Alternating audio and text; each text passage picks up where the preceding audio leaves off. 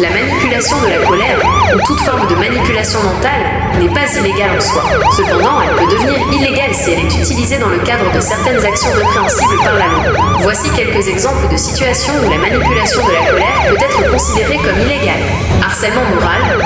Si la manipulation de la colère est utilisée de manière répétée et intentionnelle pour humilier, intimider ou rabaisser une personne, cela peut être considéré comme du harcèlement moral, qui est un délit puni par la loi.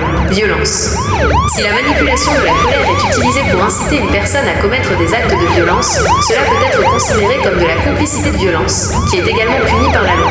Abus de faiblesse. Si la manipulation de la colère est utilisée sur une personne vulnérable en raison de son âge, de sa maladie ou de son état de dépendance, cela peut être considéré comme un abus de faiblesse, qui est un délit puni par la loi. Escroquerie. Si la manipulation de la colère est utilisée pour obtenir de l'argent, des biens ou des services d'une personne, cela peut être considéré comme de l'escroquerie, qui est un délit puni par la loi.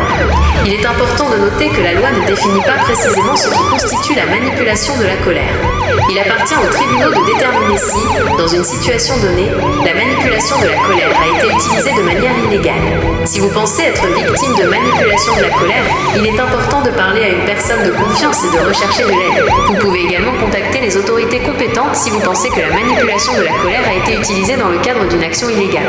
Voici quelques ressources qui peuvent vous être utiles. Numéro d'urgence pour les victimes de violences.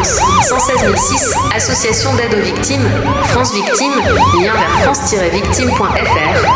Il est important de se rappeler que la manipulation de la colère n'est jamais acceptable, même si elle n'est pas toujours illégale. Si vous êtes victime de manipulation de la colère, vous n'êtes pas seul et vous pouvez obtenir de l'aide.